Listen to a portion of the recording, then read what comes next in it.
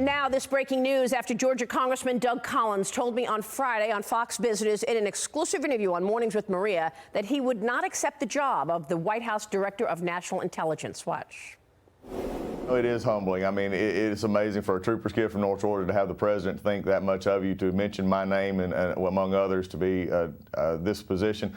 But let me just tell you right now, I know the problems in our intelligence community, but this is not a job that interests me at this time. It's not one that I would accept, because I'm running a Senate race down here in Georgia in which, everybody knows that I'm a supporter of the president.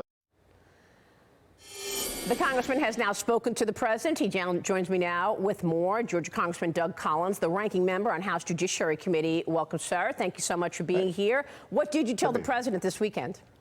Well, it was a conversation of that just confirming what the humbling of his even including me in that conversation. I think it speaks volumes to the trust that he has in our ability that we've shown over the past few years in the House, and also putting forth his agenda. I mean, he's been on fire lately. I mean, have you seen him out on the West Coast? This election is going to be great. So it was just humbling for him to consider us. And I think it was also an understanding that we have a job to do here. We have a Senate battle down here in Georgia that really there's a lot of people concerned that our current Senator Leffler, if there was the only GOP candidate, could not win in the fall. So we're putting forth a campaign that's actually winning.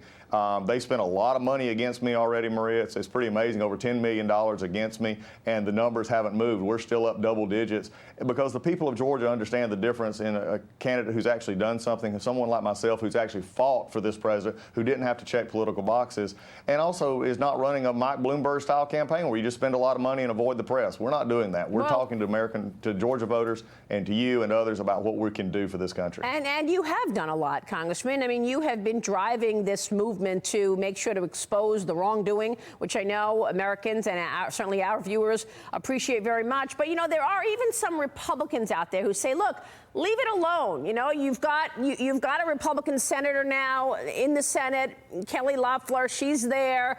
You're here in the House. The president is giving you an easy path, giving you this fantastic job of DNI. They say, why won't you just do it? What's the problem in terms of just staying where you are, and not sort of, ruffling feathers, if you will?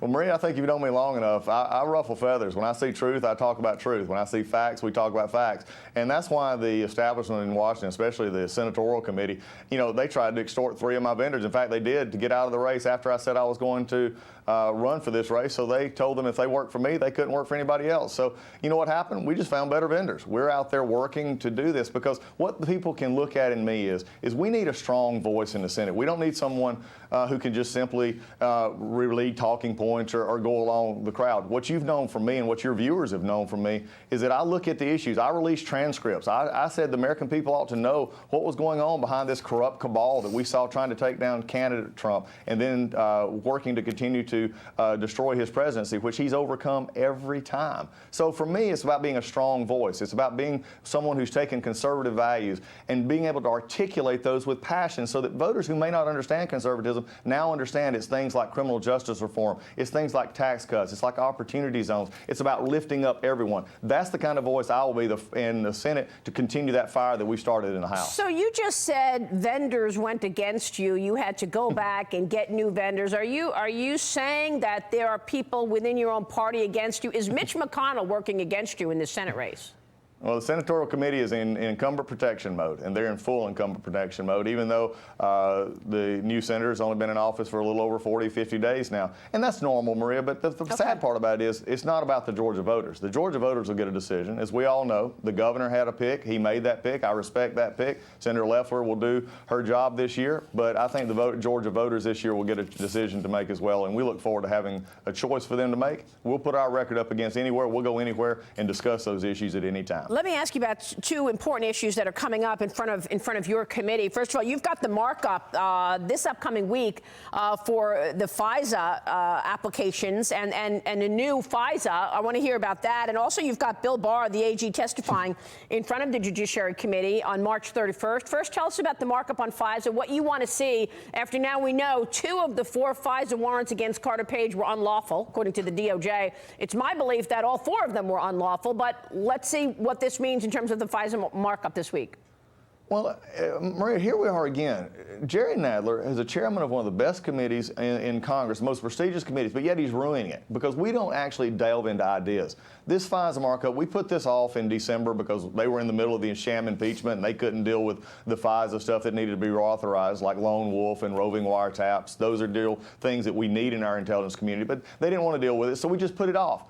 But instead of actually having hearings and taking the Horowitz testimony, having Mr. Horowitz come in, talk about the problems he found in those FISA warrants, talk about how the court approved these warrants that actually spied on an American citizen, talk about those problems. We've had no hearings, we've had no discussions, and now we're going to put forward a bill that really I don't think is going to address the issues. We're going to have some say about that. Wait for what we're going to be putting forward. I think we're going to find ways to understand that FISA is right now, we need to restore the American people's trust in it. And if that cannot be done, then people will not have confidence that our intelligence communities are doing what they need to be doing and being able to use this court properly. So we're going to see that markup come this week. Hopefully we'll be able to make some changes to it so that it can be actually put something that can be put back to the trust factor again in the American people. Well, I could not agree with you more on all of this because they abuse the FISA process. We know that. That certainly will be a topic of conversation when you welcome AG Bill Barr to your committee as well. That's on March 31. What are you going to be asking the Attorney General?